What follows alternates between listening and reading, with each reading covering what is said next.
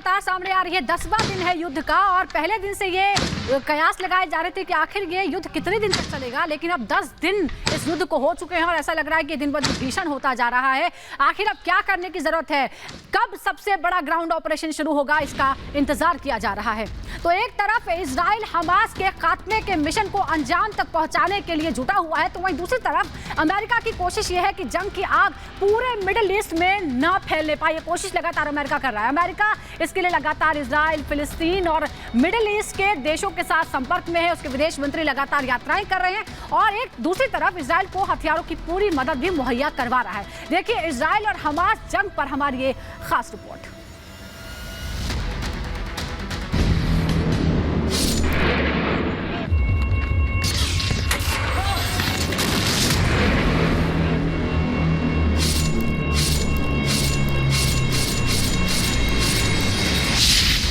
जंग के साथ कूटनीति जारी।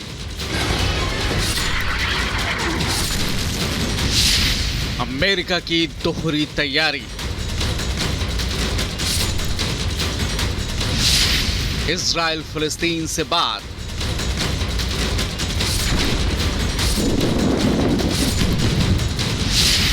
ईरान लेबनान पर पैनी नजर। हमास को खुल्लम खुल्ला ईरान के समर्थन के ऐलान के साथ ही अमेरिका ने कूटनीति के मोर्चे पर भी किलेबंदी कर दी है। एक तरफ अमेरिका के दो युद्धपोत जेराल्ड और आइजनहावर भूमध्य सागर में इजराइल की मदद के लिए तैयार हैं, तो वहीं अमेरिकी लड़ाकू विमानों ने जॉर्डन में डेरा डाल रखा है। अमेरिकी राष्ट्रपति बाइडेन न सिर्फ इजरायली पीएम बेंजामिन नेतन्याहू के संपर्क में हैं, बल्कि फिलिस्तीनी राष्ट्रपति से भी गाजा के हालात को लेकर बाइडेन ने चर्चा की है। जाहिर है अमेरिका ने दुनिया को साफ साफ संदेश दे दिया है कि आतंक के खिलाफ वो इजराइल के साथ है और कई बार बाइडेन ने इजराइल के दुश्मनों को भी चेताया है कि नाजुक मौके का गलत फायदा उठाने की कोशिश इजराइल के दुश्मन ना करें।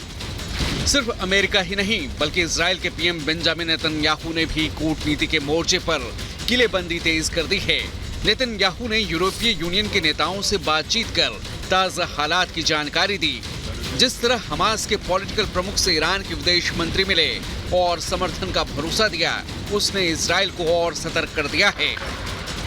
ईरान के हमास को समर्थन और इजराइल की बमबारी से युद्ध भड़कने के अंदेशे की बात पर इजराइल ने सख्त रुख अपनाते हुए न सिर्फ हमास पर हवाई बमबारी तेज कर दी है, बल्कि लेबनान से हिजबुल आतंकियों के दुस्साहस का भी करारा जवाब दिया है। अमेरिकी विदेश मंत्री एंटनी ब्लिंकन के हालिया विदेश दौरे भी अमेरिका की चुस्त कूटनीति की कहानी बयां करते हैं। इजराइल के दौरे के अलावा ब्लिंकन ने जॉर्डन, सऊदी अरब और यूएई का भी दौरा किया। साथ ही चीन के विदेश मंत्री से भी फोन पर बात कर मिडिल ईस्ट में अपने प्रभाव का इस्तेमाल करने की बात कही। ईरान हमास के साथ है और चीन ईरान का गहरा संबंध है। जाहिर है इजराइल हमास के बीच जंग ने दुनिया में जंग का एक और मोर्चा खोल दिया है। अब अमेरिका की कोशिश है कि ये जंग सिर्फ इजराइल और हमास तक सीमित रहे, लेकिन ईरान, सीरिया और लेबनान में इजराइल के दुश्मन देश इस जंग को भड़काने की कोशिशों में जुटे हैं। Bureau report, Republic Bharat. और आपको बता दें कि इजराइल और हमास युद्ध का आज 10वां दिन है और 10वें दिन जो हालात है वो आप तस्वीरों के जरिए देख सकते हैं कि किस तरीके से हर तरफ तबाही मची हुई है। इजराइल जो है वो कई फ्रंट्स पर लड़ रहा है। लेबनान बॉर्डर को मिलिट्री जोन घोषित कर दिया गया है। 4 किलोमीटर तक बफर जोन बनाया गया है। तो आपको बता दें कि किस तरीके से ये युद्ध जो है लगातार चल रहा है। इजराइल लगातार हमलावर है, वहीं हमास भी लगातार पलटवार कर रहा है।